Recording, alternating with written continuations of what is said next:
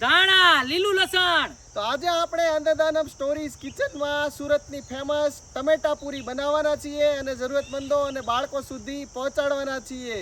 Welcome to Annadanam story.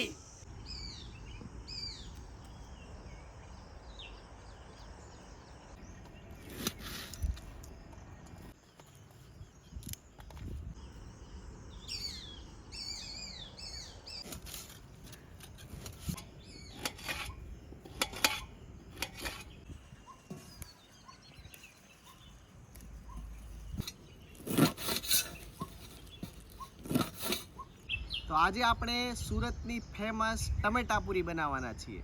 ટમેટા પૂરીનો main ingredient જે છે, જે મેઇન ગેમ ચેન્જિંગ છે, એ છે ચટણી.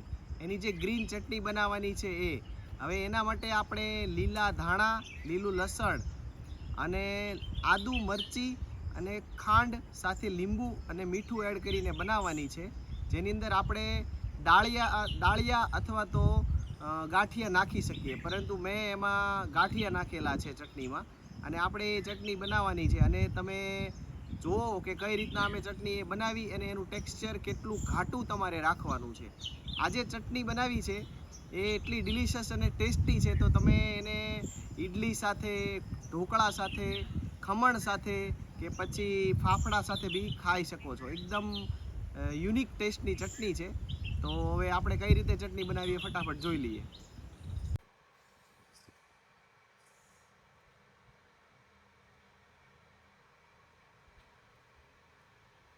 આદુ, લીલું લસણ, લીલા ધાણા, મરચી, ફુદીનો, લીંબુ, ગાંઠિયા,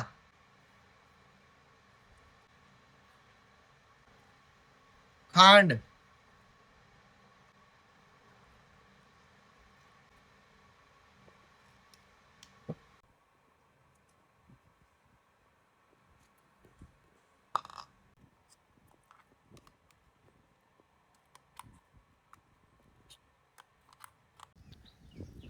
તો તમે જોઈ શકો છો આપણે ચટણી જે છે એનું ટેક્સચર કઈ રીતનું રાખવાનું છે. તમે જુઓ, આ રીતનું ટેક્સચર આપણે રાખવાનું છે. ચટણી બનાવતી વખતે થોડું પાણી એડ કરવાનું છે, જરૂરિયાત પડતું.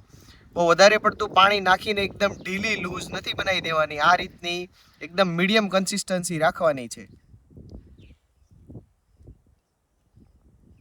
ટમેટા પૂરીનું જે ચણાના લોટનું ડો છે એ બનાવવાનું ચાલુ કરીશું. એના માટે આપણે ચણાના લોટની અંદર મીઠું, અજમા અને સોડા નાખીને ડોને 10 થી 15 મિનિટ માટે રેસ્ટ કરવા માટે મૂકી દઈશું. ચણાનો લોટ, મીઠું, અજમા,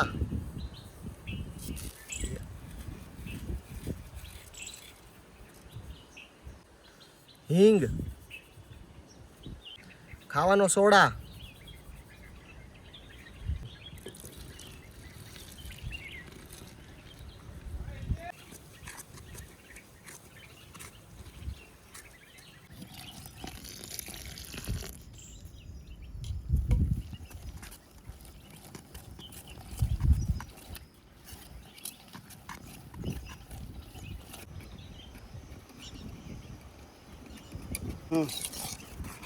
તો તમે હવે જોઈ શકો છો આપણે જે ચણાના લોટનું ડો બનાવ્યું છે એ આ રીતનું ટેક્સચર તમારે રાખવાનું છે.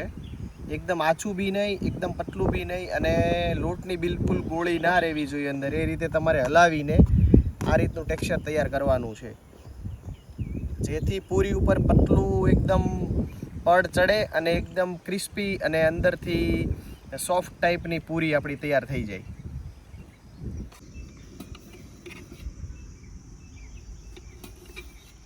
આપણે ટમેટા પૂરી માટે જે ટમેટાની પૂરી બનાવવા માટે ટમેટા કાપવાના છે આ રીતના કાપવાના છે. એકદમ જાડી સ્લાઇસ બી તમારે નથી બનાવવાની અને એકદમ પતલી કે જેનાથી વેફર જેટલી પતલી બી નથી બનાવવાની. તમારે એકદમ મીડિયમ સાઇઝની આવા નાના ગોળ રિંગ શેપમાં ટમેટાને કાપવાના છે.